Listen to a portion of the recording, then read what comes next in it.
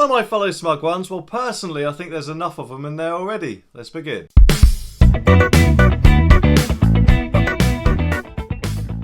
Okay, this story is from The Times and it says Stella Creasy MP wins review of baby ban in Commons Chamber.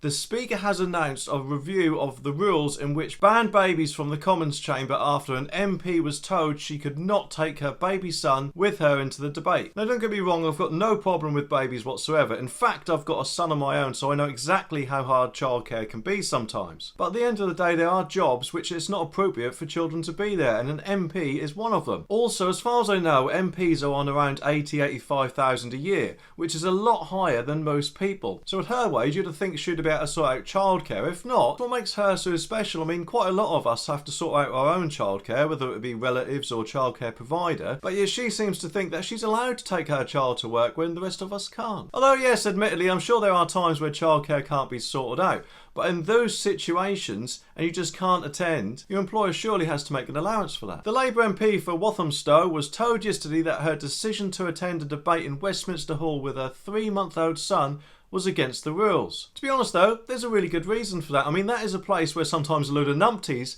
help decide our country's future. So do you think that would be made easier or harder with a load of babies crying? I mean, we seem to have plenty of them when the Brexit debate was going on, didn't we? But I'm talking about proper babies this time and not actually some MPs. And if she was then allowed to bring her baby in, then I'm sure quite a lot of other MPs would want to bring their children in. And where would this end? What age? Would we get in a place where it would be Boris at one end and then a load of 60 and 70-year-olds on a bouncy castle at the other? Or would it then fall on the employer to provide childcare support when it really should be the parent's responsibility? Creasy posted an email she received from a parliamentary clerk informing her of the rule to Twitter, adding, "Apparently Parliament has written a rule which means I can't take my well-behaved 3-month-old sleeping baby when I speak in the chamber. Mothers in the mother of all parliaments are not to be seen or heard, it seems." Well, no, it's not that. There are some jobs where it's not appropriate for a child to be there. I mean, imagine if Amazon, your bank or a credit card company done that, for example. You'd ring up, spend an hour on the phone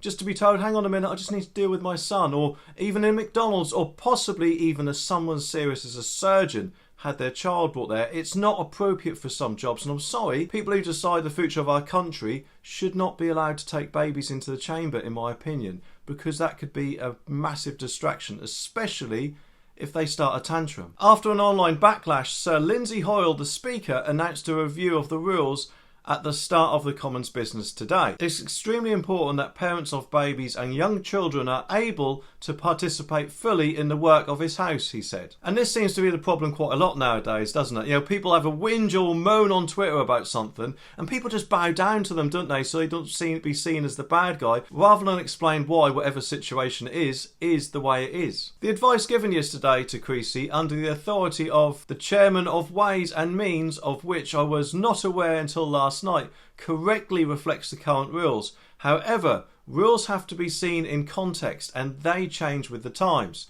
This house has to be able to function professionally and without disturbance. However, sometimes there may be occasions when the chair can exercise discretion, assuming the business is not to be disturbed. The problem is, while it doesn't sound too bad, it can be hard to tell sometimes when your baby is about to burst into a tantrum or cry or whatever. And if every company started to provide childcare, then childcare jobs would then be put at risk, wouldn't they? YouTube's algorithm thinks you'd like to see one of these videos next, so let me know if it's right.